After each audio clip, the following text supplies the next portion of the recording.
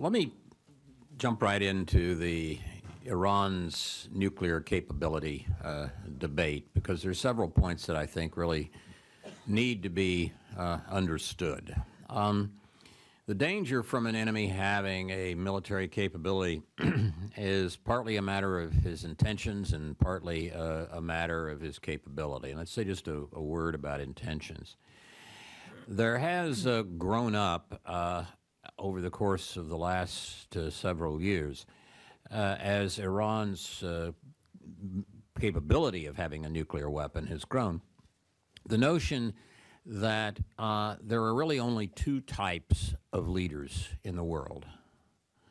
There are rational leaders, some are nice, some are not nice, and then there are irrational leaders, and the latter are crazed maniacs with no capability for rational action whatsoever.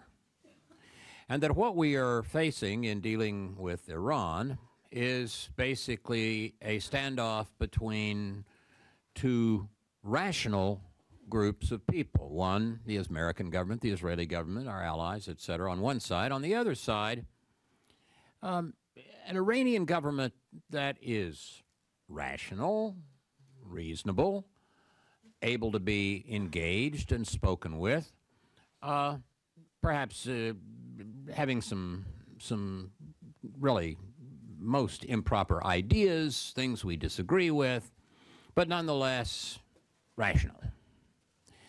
Well, I once wrote a paper years ago on Hitler as a diplomat. And from 1933 to 1939, Hitler was superbly rational in a tactical sense. He was a total sociopath whose objective was to kill all the Jews and conquer Europe for a 1,000-year empire. But tactically, he was as shrewd as they come. He rivaled Metternich at his best. He had the chancelleries of Europe eating out of his hand. He was a sociopath. And it's important, I think, to realize that this third category of international and national leaders, being a sociopath, is unfortunately more common than many of us would like. For example, we know now from Soviet documents that were released or stolen after the Cold War ended, that Castro pushed very hard during the Cuban Missile Crisis for essentially there to be a nuclear war. Happily, he did not care that Cuba would be destroyed. He wanted so much for the United States to be destroyed, and he was not even a religious fanatic. He was just a fanatic sociopath. That almost tipped things into a tragic direction, but happily, on the other side, the Soviet Union was basically, by that time, a bunch of thugs with a cover story. Their ideology was very substantially dead by the early 60s. They were more true-believing revolutionary Marxist-Leninists in the bookstores of the Upper West Side of Manhattan by that time than I think there were in the Kremlin. Those guys didn't want to die for the principle of each according to his ability, to each according to his need. They wanted to remodel their dachas. And we were, in a way, lucky with our opponent in the Cold War because they were thugs with a cover story. They were not, on the whole, sociopaths.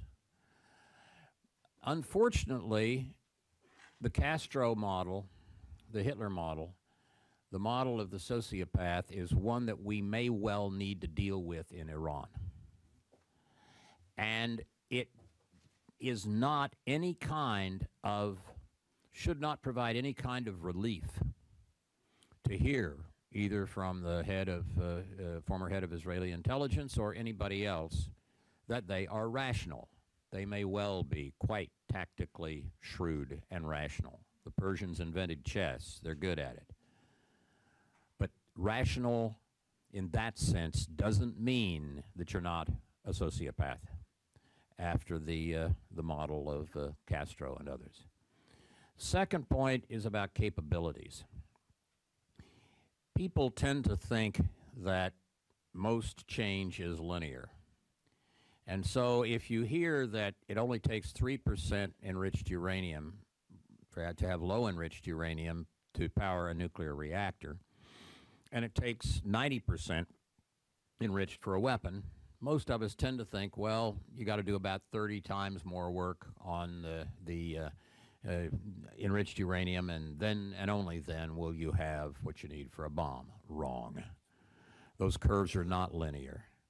Once you have 3% enriched uranium, you've done about 60% of the work you need in order to have weapons-grade nuclear material.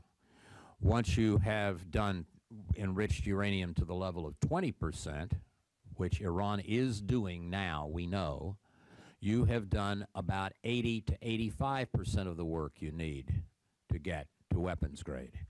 And indeed, with some types of bomb designs, admittedly rather simple, not particularly effective, nothing that any bomb designer from Lawrence Livermore or any place that worked on these weapons would have been proud of, but something that would go boom and have a mushroom cloud and radioactivity. You can do that under some circumstances with the 20% enriched uranium that the Iranians are already producing. So we do not have a situation where there is a single bright red line that either a CIA spy or a Mossad spy or anybody else can find has been crossed, and then people can say, Eureka, now the Iranians have a nuclear weapons capability. Now, why am I not talking about the weapons themselves? Because for a simple nuclear weapon of the sort that we dropped over Hiroshima, the weapon itself is unfortunately relatively simple to design. Graduate students get the elements of it off the web and do it from time to time at good universities, and then it gets locked up. But it's unfortunately not that hard to do. A simple so-called shotgun design of a weapon where a slug of highly enriched uranium is blasted into a socket of highly enriched uranium, and by bringing the two together forcefully, the mass goes critical and you have a nuclear explosion. That was Hiroshima. We dropped that weapon on Hiroshima in the middle of, we thought at the time, actually it was right at the end, but we were worried that it might be the middle of a brutal war, one of the most brutal humans had ever fought in the Pacific, and we did it without it ever having been tested in the history of the world. What we tested at Alamogordo was a plutonium weapon, somewhat more sophisticated, and we did need to test that before we dropped it on Nagasaki. But the bomb we dropped on Hiroshima had never been tested 3/4 of a century ago in the history of the world, and we were sufficiently confident it would work. We used it and we were right. So the long pole in the tent is not designing the weapon. If you want to get something that's small and has a lot of yield and you put it on the warhead of a missile, then that takes some time and effort and work. But something that you could detonate in Iran's desert and have a mushroom cloud and radioactivity, and then everybody in the world says, oh, Iran is a nuclear power. Unfortunately, that is relatively easy to do in terms of the weapon design. This is the reason that the National Intelligence Estimate in 2007 was so deceptive. Basically, its headline that Iran had stopped working on its weapon may have been right, and the footnote that said Iran is still enriching uranium was right, but the headline should have been the footnote, and the footnote should have been the headline. The weapon design itself, if you're talking about a simple weapon, unfortunately is not that hard to do. One final point. The only way to use nuclear weapons is not to have intercontinental or even medium-range ballistic missiles. One can put a weapon inside a freighter and blow it up and sink it in a harbor. There are lots, unfortunately, a number of ways that are not the most effective but would still be devastating for nuclear weapons to be used. So we have to deal over the course of the months to come. And Bibi Netanyahu said the other day, this is a matter not of days to weeks yet, but it's also not a matter of years. It's a matter of months. We have some months. I don't know whether it's 3 or 10 or 8 or what, but we have months, not years, to decide how to deal with this capability that I'm afraid we have an enemy who would be entirely capable of, in one way or another, using.